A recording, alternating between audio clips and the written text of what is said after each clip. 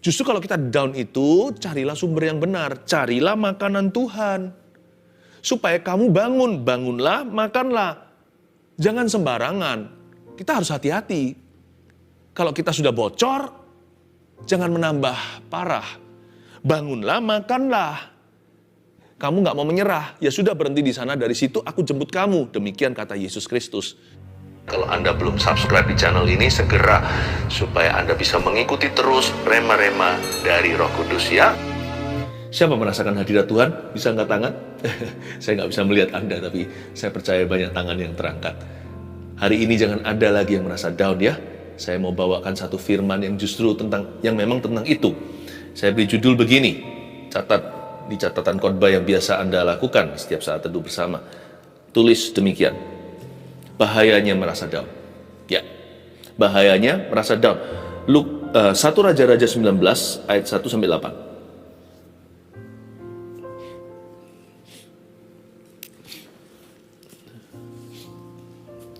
Mari kita buat satu komitmen dulu, ngomong di depan. Jangan manjakan perasaan down ya, karena itu bahaya. Tetapi biasakan diri dengan iman. Jadi biasakan untuk kita beriman pada Tuhan. Segala sesuatu yang menarik kita ke bawah itu seperti pir saja untuk membawa kita semakin melompat ke atas. Do not entertain discouragement. Jangan kita itu berlama-lama dengan perasaan putus asa, patah semangat, ngerasa tidak berpengharapan, rasanya tidak punya nyali, kayaknya mau lari. Kalau bisa ya, kepala dimasukkan ke dalam tanah seperti burung unta yang suka masukkan kepala di situ dan dia merasa bahwa semua bahaya sudah berlalu. Kayaknya sekelilingnya tidak ada. Jangan lari dari kenyataan dan keadaan. Jangan lama-lama di sana. Nanti bisa-bisa masuk ke lubang setan. Biasakan dengan iman. 1 Raja-Raja 19 ayat 1, Elia ke Gunung Horeb. Saya bacakan ayat 1. Ketika Ahab memberitahukan kepada Isabel segala yang dilakukan Elia dan perihal Elia membunuh semua nabi itu dengan pedang. Maka Isabel menyuruh seorang suruhan mengatakan kepada Elia, beginilah kiranya para Allah menghukum aku, bahkan lebih lagi daripada itu, jika besok kira-kira pada waktu ini aku tidak membuat nyawamu sama seperti nyawa salah seorang dari mereka itu. Maka takutlah ia, lalu bangkit dan pergi menyelamatkan nyawanya. Dan setelah sampai ke Beersheba yang termasuk wilayah Yehuda, ia meninggalkan bujangnya di sana. Berhenti sampai ayat 3, coba saya jelaskan. Ini cerita tentang Elia. Bahayanya merasa down itu juga termasuk atas para nabi. Tak peduli nabi sesakti ini, Elia itu kurang diurapi atau apa? Dia itu penuh dengan kuasa. Belum lama yang lalu, belum lagi 1 minggu dari cerita ini, dia mengalahkan Nabi Baal. Ratusan daripada nabi palsu itu dieksekusi. Gak main-main loh. Iman Elia itu bukan hanya memindahkan gunung. Iman Elia itu menurunkan api langsung dari sorga, menyambar semua korban persembahan umat Israel yang ada, yang waktu itu Elia persiapkan. Ini Elia luar biasa urapannya. Tapi gara-gara dia tidak hati-hati menjaga hati dengan segala waspada, dia berlama-lama dalam perasaan down-nya, Elia pun berubah. Loh kok bisa? Elia ini kan takut sama Isabel. Dia kan diintimidasi, mau dibunuh, ancaman nyawa. Jadi dia ini bukan down, dia ini ketakutan. Bukan, ketakutan itu sudah level kedua. Itu episode berikutnya. Sebenarnya menjadi akar atau cikal bakal semua kefatalan. Itu karena Elia diam-diam kebobolan sebuah perasaan discouragement. Iblis itu kalau mau mengalahkan kita itu dari dalam. Itu paling ampuh, dari luar kita tengking dia. Kalau dari dalam itu berupa the seeds of discouragement atau benih-benih putus asa, perasaan down yang diam-diam merayak ke dalam jiwa. Nah, itu yang bahaya. Di mana Elia itu down-nya? Lihat ayat 1. Ketika Ahab memberitahukan kepada Isabel segala yang dilakukan Elia. Kayaknya ya, kalau ini adalah interpretasi saya. Sepertinya di ayat 1 ketika Ahab memberitahukan kepada Isabel itu, Elia merasa down sekali. Hati-hati dengan ekspektasi. Elia ini merasa discouraged. Dia merasa, loh kok begini?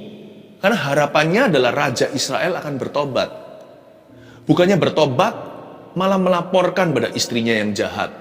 Lalu muncullah rancangan untuk membunuh Elia. Elia itu down bukan karena ketakutan. Dia down itu karena tidak kesampaian. Harapannya tidak dipenuhi. Seolah-olah doanya tidak terjawab persis sesuai aplikasi, sesuai ekspektasi. Elia merasa down sekali. Padahal Tuhan sudah dapat hatinya bangsa Israel. Yang Tuhan mau kan the people atau umatnya. Raja itu kan salah satu umat saja, tetapi di hati Elia, di matanya terlalu dibesar-besarkan. Seringkali yang membuat kita down adalah fakta tidak sama dengan ekspektasi kita. Realita yang terjadi tidak sama dengan doa kita. Seolah-olah doa kita nggak berhasil, seolah-olah doa kita nggak dijawab. Terobosan yang kita tunggu-tunggu kok nggak muncul di depan pintu. Kita merasa selama ini kita beriman percuma atau sia-sia.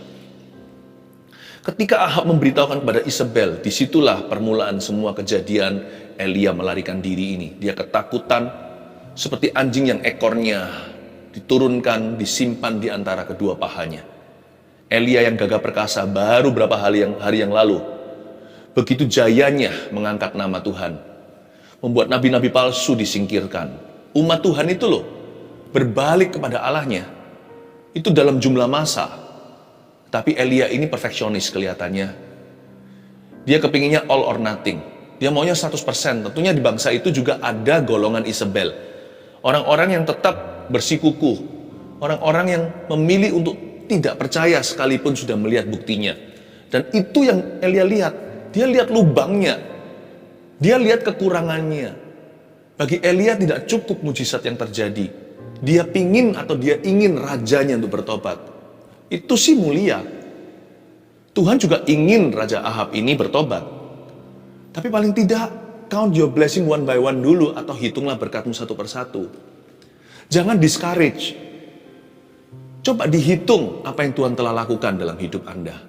Mungkin doa Anda belum semua terjawab, kan sudah sebagian terjawab. Atau bahkan yang tidak Anda doakan sudah diberikan loh sebelum Anda memintanya. Yang gitu tolong diperhitungkan.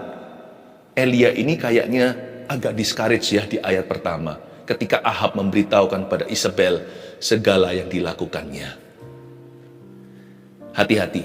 Dan waktu dia mulai down, apa yang terjadi? Ayat 2, maka Isabel menyuruh seorang suruhan mengatakan kepada Elia. Coba Anda perhatikan, Isabel menyuruh seorang hitman, seorang assassin, seorang pembunuh bayaran, atau dia menyuruh seorang suruhan untuk mengatakan. Bukannya Isabel itu menyuruh orang dengan pedang, tapi pergi menyuruh orang membawa surat. Dia utus seorang postman atau tukang pos. Maka Isabel menyuruh seorang suruhan mengatakan pada Elia, beginilah kiranya para Allah menghukum aku, bahkan lebih lagi daripada itu, jika besok kira-kira pada waktu ini, kurang lebih 24 jam waktu itu, jika aku tidak membuat nyawamu seperti nyawa salah seorang dari mereka. Bahayanya merasa down itu apa ya? Kita jadi sasaran empuk intimidasi. Poin nomor 1, gampang percaya intimidasi. Kalau kita itu biarkan perasaan down kita manjakan lama-lama di dalam hati, kita akan jadi korban hoaks sudah pasti. Ya kan? Lalu korban apa kata orang, opini manusia, kita akan diombang-ambingkan. Kita tidak akan pernah jadi orang yang stabil benar. Tidak akan menjadi orang yang tenang. Mendua hati selalu dan bimbang melulu. Apapun yang dia doakan, Yakobus pasal 1, tidak akan dia menerima apa-apa dari Tuhan. Iblis itu tahu bagaimana menggagalkanmu dari dalam hatimu. Dengan menaburi seeds of discouragement atau benih-benih perasaan down itu. Dan kalau kita tidak tengking langsung, maka benih-benih atau telur-telur puyuh itu akan menetas menjadi ular beludak. Tujuan akhir dari iblis menabur benih demikian dan mengintimidasi hidup kita adalah supaya kita jangan jadi orang yang produktif. Sebab orang yang ketakutan, hidup dan imannya tidak akan berbuah. Dia akan selalu takut melangkah, nggak berani untuk melakukan apapun juga. Karena dia takut-takutan, hidupnya akan stagnan. Padahal di Alkitab itu, do not fear, jangan takut, itu disebut berapa kali tahu nggak? 365 kali di dalam firman Tuhan. Dari Kejadian sampai Wahyu itu ada 365 times. Seolah-olah Tuhan hendak memberitahu pada kita tidak ada alasan untuk takut setiap hari. Tiap hari ada antidotnya. Setiap hari itu selalu ada obat takut kita, yaitu janji Allah. Kenapa 365 kadang-kadang saya renungkan ya, seolah-olah Tuhan mau berbicara. Tiap hari apa yang membuatmu menjadi takut? Aku sudah punya persediaannya. Aku sudah punya jawabannya. Bagi setiap rasa takutmu, jenis apapun juga ada obatnya. Ada penawarnya. Kalau Tuhan bilang sama kita jangan takut atau jangan khawatir, itu bukan karena Tuhan suruh kita berpikiran positif.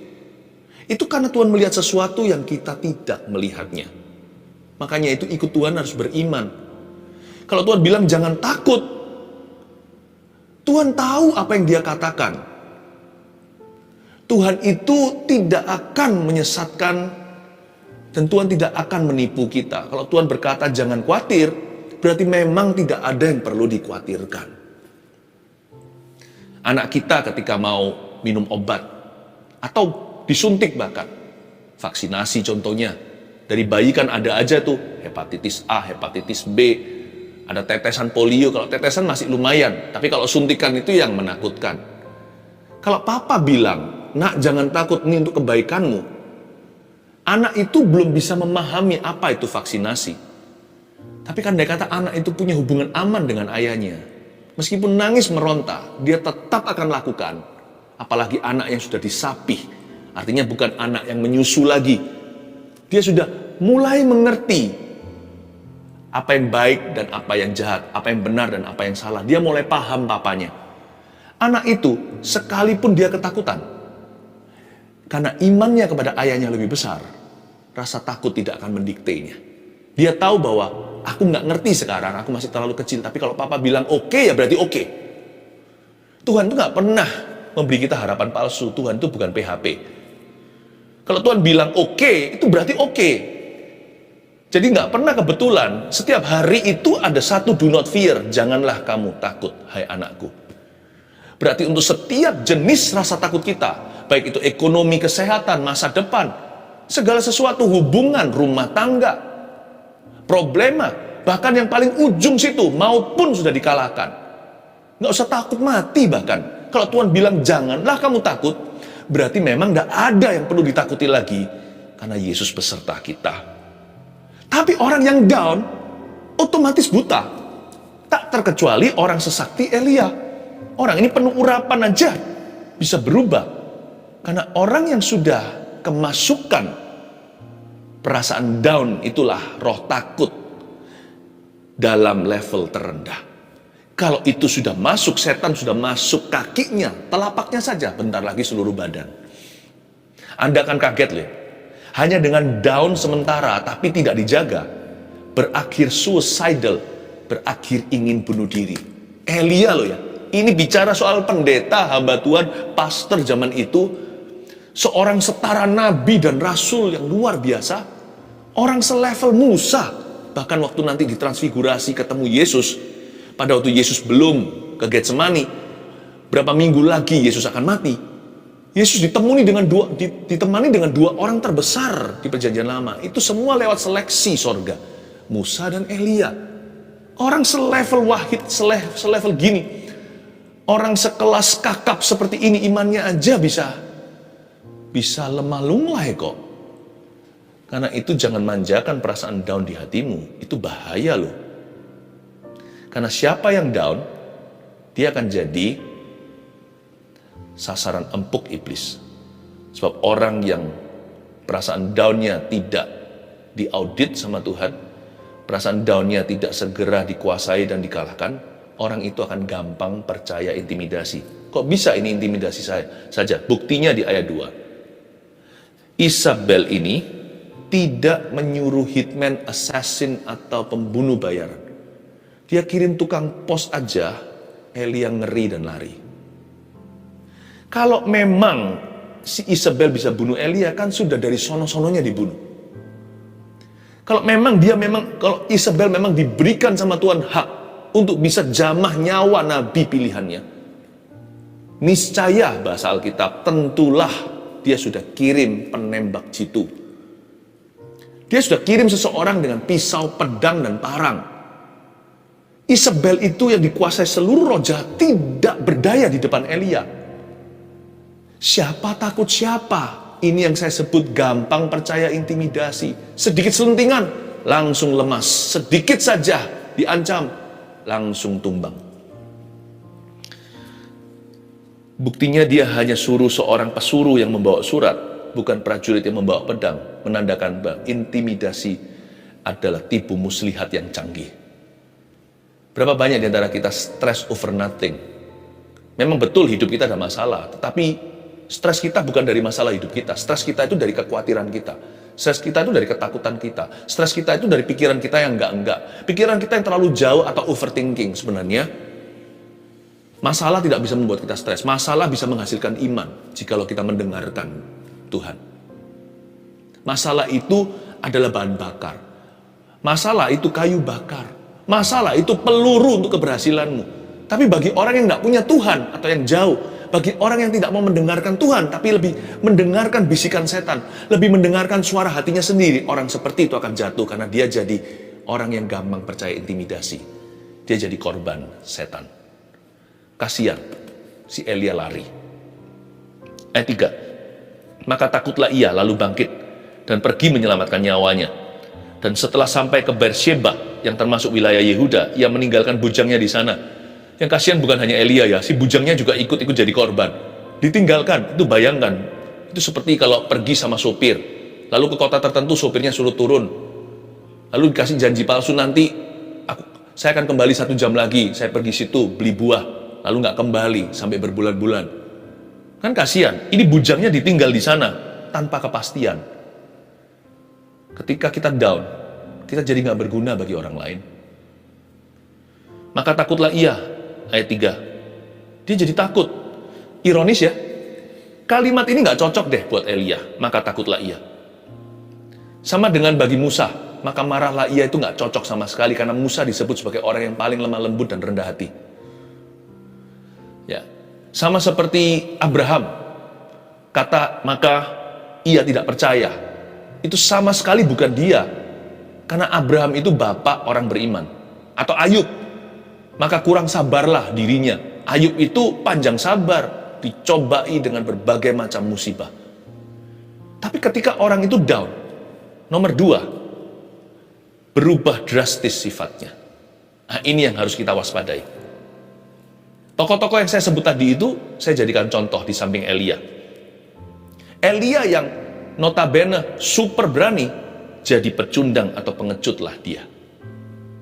Ketika orang down, sifatnya berubah 360 derajat, bukan 180. Kalau kita jalan begini, lalu akhirnya kita berubah arah, itu namanya 180 derajat. Jadi, itu yang patut dirayakan. Itu perubahan total. Itu transformasi namanya. Ya kan? Dulunya ke situ, sekarang ke sana. Itu 180. Jadi kalau 360 itu balik lagi, balik kucing. Nah, Elia itu yang super berani. Kita nggak punya sejarah, Alkitab tidak mencatatnya. Orang ini dulu sebelum jadi nabi, dia siapa, dia apa. Karena itu saya harus pakai contoh lain. Tapi melihat track record pelayanannya, konfrontasinya itu loh dengan Ahab, Baal, segala. Kayaknya kalau bicara soal berani, yang mendekati singa dari Yehuda, ya Elia, orang Tisbe ini. Kok bisa ya kalimat ini akhirnya jadi gelarnya? Di ayat 3, maka takutlah ia. It's so not him. Sangat-sangat bukan dia. Lihat apa yang terjadi waktu Abraham down. Tidak kunjung dapat anak. Udah hampir 100 usianya. Maka tidak percayalah Abraham dan mengawini Hagar. Keluarlah keturunan yang Tuhan tidak perintahkan. Nggak cocok ya? Justru pada kelebihannya, di situ setan tangkap dia. Abraham terkenal sebagai bapak iman, justru dia jatuh karena tidak percaya. Musa. Coba Musa. Musa itu gimana? Musa itu paling lembut kan? Paling rendah hati, the most gentle person, kata Tuhan. Kata Tuhan sendiri. Nanti dia jatuhnya karena apa? Waktu dia down, lihat ini tegar tengkuk. Bangsa yang kupimpin sekian tahun, puluhan tahun ini, apa-apaan? Kapan kalian berubahnya? Dengan nafas panjang, perasaan down luar biasa. Lalu dia manjakan. Setelah sekian lama, nggak perlu minggu, nggak perlu hari, berapa jam doang. Lalu tiba-tiba emosilah orang yang paling lemah lembut ini. Dan dia memukul batu, bukan memerintahkannya. Dan dengan demikian, dia menjadi diskualifikasi untuk masuk ke tanah perjanjian. Musa itu jatuh karena amarah, padahal dia orang yang disebut Tuhan paling sabar. Semua gara-gara dia down lihat bangsa Israel. Dia down lihat pelayanannya kok begini, gak ada buahnya. Ayub, waktu dia down lihat kondisinya, dia mengeluh, sekalipun dia tidak mengutuki Tuhan. Dia tidak berdosa dengan mulutnya. Tetapi Ayub, celahnya di mana kalau kita baca kitab itu? Dia sempat kurang sabar dengan keadaannya. Makanya terakhir dia bertobat dan berkata, dulu aku tahu Tuhan dari orang lain, sekarang aku mengenalmu sendiri dengan mataku. Tuhan, Engkau memberi, Engkau mengambil, terpujilah nama Tuhan. Elia, pada waktu dia down, berubah jadi orang yang berbeda. Sebab bahayanya rasa down itu di sini loh. Kita bisa berubah drastis sifatnya. Yang berikutnya di ayat yang ke-4. Tetapi ia sendiri masuk ke padang gurun, sehari perjalanan jauhnya, lalu duduk di bawah sebuah pohon arar. Kemudian ia ingin mati. Aduh, katanya cukuplah itu. Sekarang ya Tuhan, ambillah nyawaku, sebab aku ini gak lebih baik daripada nenek moyangku. Sesudah itu ia berbaring dan tidur di bawah pohon arar itu. Tetapi tiba-tiba seorang malaikat menyentuh dia serta berkata kepadanya, bangunlah, makanlah. Lihat ayat 4 ya. Kemudian ia ingin apa? Ia ingin mati. Lalu dia berkata begini, cukuplah itu, enough is enough.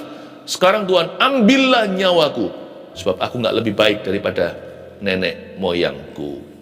Bahayanya merasa down. Ini yang paling kita takutkan. Atau lebih tepatnya, ini yang paling saya concern. Kalau perasaan down itu dibiarkan. Yang ketiga, dengan mudah seseorang bisa jatuh ke lubang depresi. Saya sebut lubang depresi itu lubang setan. Karena di dalamnya berbagai-bagai roh jahat. Penyakit stres itu ada banyak namanya. Setiap namanya itu mengerikan. Seolah-olah seperti nama-nama roh jahat. Schizophrenia, double personality, kepribadian ganda. Seperti orang-orang itu loh, yang di TV-TV, pembunuhan berantai, mutilasi. Kalau saya melihat begitu, bukan berarti bahwa semua orang yang gangguan jiwa itu dari setan. Tapi ya saya yakin, minimal kuasa gelap itu ada campur tangan. Bipolar, ya kan, bunuh diri, so dark gitu, begitu gelap sekali. Sekali masuk ke lubang itu, susah keluar kalau secara manusiawi. Tetapi tidak ada yang mustahil bagi Tuhan. Apa yang mustahil bagi manusia tidak sukar bagi Allah. Katakan amin dulu. Tapi alangkah baiknya jika kita tidak usah masuk ke lubang itu. Orang-orang yang kita kasih, orang-orang yang kita cintai tidak harus masuk ke sana. Karena bukan kehendak Tuhan untuk kita jatuh ke situ. Itu lubang setan dengan berbagai macam nama-nama penyakit yang kedengaran seperti gelar-gelar roh jahat. Bipolar, stres, ya kan? Dengar-dengaran suara.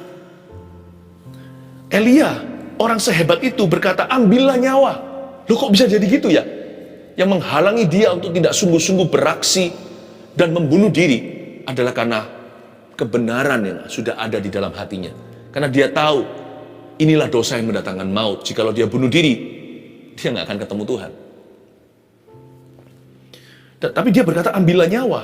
Ini sebagai peringatan untuk kita. Orang sekali berdiam, hanya merasa down saja, tapi dibiarkan berlalu-lalu, lama-lama jatuh ke lubang setan itu, lubang depresi. Nah, kita lihat sekarang ayat yang ke-5 tadi. Kan dia sudah berbaring di situ lalu disentuh malaikat ya, ayat 6 sekarang. Ketika ia melihat sekitarnya, maka pada sebelah kepalanya ada roti bakar dan sebuah kendi berisi air. Lalu ia makan dan minum, kemudian berbaring pula. Tuhan itu baik ya. Waktu si Elia lagi stres, Tuhan bikinkan roti bakar. Ini bukan roti bakar biasa ini roti bakar super. Ini roti bakar super pakai telur sorga. Kok bisa? Nanti saya kasih bocoran dulu. Gara-gara makanan ini dia lari 40 hari. 40 hari 40 malam. Ini maraton siapapun gak bisa menang sama orang ini. Non-stop lagi. Lalu ia makan dan minum kemudian berbaring pula. Nah, dia berbaring pula. Saya merasakan sebuah pesan bagi orang-orang yang merasa down hari ini. Rest if you must but never quit. Karena Tuhan berkata, ia makan dan minum kemudian berbaring pula. Tuhan yang suruh dia, gih sana. Bubuk kalau perlu. Beristirahatlah jikalau Anda harus beristirahat. Tapi jangan pernah menyerah dan lemparkan handuk putihmu dan berkata, I give up on me. I give up on life. Sudah, aku menyerah, putus asa. Aku tidak mau lagi berharap apa-apa. Jangan begitu. Slow down, gak apa-apa. Kalau perlu kita agak lamban.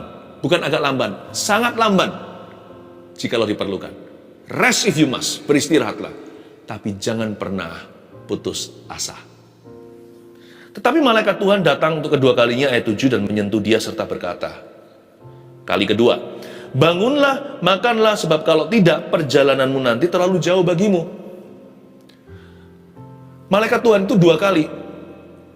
Para ahli teologi ada berapa versi, ada yang percaya malaikat Tuhan itu malaikat beneran, ada yang percaya inilah penampakan Yesus Kristus di perjanjian lama. Doesn't matter, pokoknya dari Tuhan. Tetapi malaikat Tuhan datang untuk kali kedua dan menyentuh dia serta berkata, hey, ditepuk gini, bangunlah dan makanlah, sebab kalau tidak perjalananmu nanti terlalu jauh bagimu. Kalau kita lagi down, hati-hati apa yang kita makan. Kalau kita sudah down, jangan dengarkan yang negatif-negatif. Justru kalau kita down itu, carilah sumber yang benar. Carilah makanan Tuhan. Supaya kamu bangunlah, makanlah. Jangan sembarangan. Kalau orang itu sudah diare, jangan malah cari sambal, cari makanan yang kotor, emperan. Dokter sarankan bubur dengan kecap asin doang. Atau dikasih abon-abon yang halus.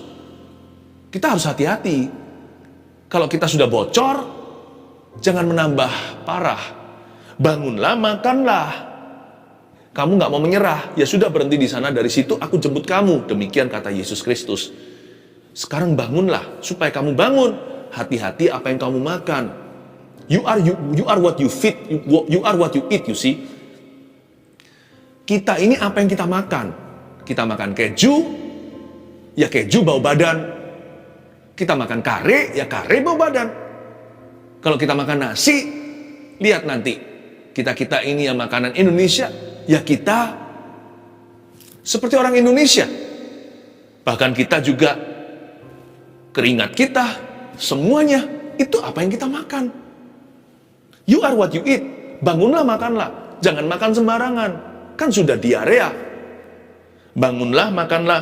Justru pada masa-masa seperti ini, kita perlu makanan seperti apa? Makanan rohani seperti gini. Bangunlah, makanlah, sebab kalau tidak perjalananmu nanti terlalu jauh bagimu. Perlu firman masa depan. Carilah firman masa depan. Carilah firman pengharapan. Karena iman sudah nggak ada, atau iman sudah pupus.